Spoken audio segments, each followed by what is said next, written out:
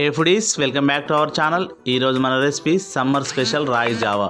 శరీరానికి హాయిగా ఆరోగ్యానికి ఎంతో మేలు చేసే మన పూర్వీకులు బలంగా ఉండడానికి కారణమైన స్పెషల్ రాగి జావా రెసిపీ. ఇందులో కాల్షియం అలాగే ఐరన్ ఎక్కువగా ఉండడం వల్ల ఎముకలు బలంగా ఉండడానికి తోడ్పడుతుంది. అలాగే రక్తహీనత సమస్యల నుండి బయటపడడానికి కూడా చూస్తుంది. ఇక ఆలస్యం ఎందుకు, మన రెసిపీ చూద్దాం.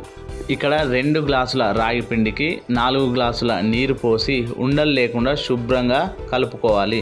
వీలైతే ఒక రోజు మొత్తం లేదంటే 1 గంట సేపు అయినా నానబెట్టుకోవాలని గుర్తుంచుకోండి. మనం ఇక్కడ 2 గ్లాసుల రాగి పిండికి కనీసం 10 గ్లాసుల వాటర్ పోసి వేడివేడిగా మసులుతున్న వాటర్లో మనం ముందుగా నానబెట్టుకున్న రాగిని మొత్తం వేయాలి. వేస్తూ బాగా కలపాలి, లేదంటే ఉండలు కడుతుందని గుర్తుంచుకోండి. ముందుగా 5 నిమిషాలు హై ఫ్లేమ్లో, ఆ తర్వాత 20 నుండి 25 నిమిషాలు లో ఫ్లేమ్లో పెట్టుకొని ఉండలు లేకుండా శుభ్రంగా కలుపుకోవాలి.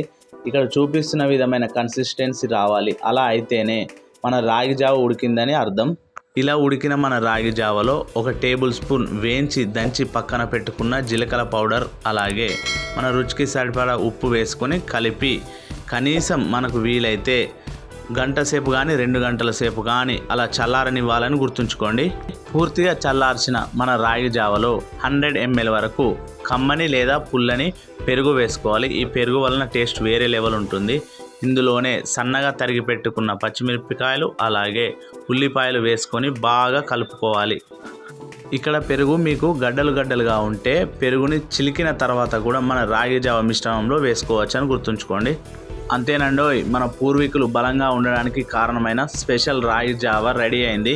ఈ రాగి జావా నిత్యం కాకుండా వారానికి ఒకసారి తాగినా కూడా మన ఆరోగ్యానికి ఎంతో మేలు చేస్తుంది. రాగుల్లో ఉండే అమినో యాసిడ్ ఆకలిని తగ్గించి బరువును నియంత్రించడంలో ఉంచుతుందని గుర్తుంచుకోండి. ముఖ్యంగా రాగుల్లో కాల్షియం ఎక్కువగా ఉండడం వల్ల పిల్లల ఎదుగుదలకు ఎక్కువగా తోడ్పడుతుందని గుర్తుంచుకోండి.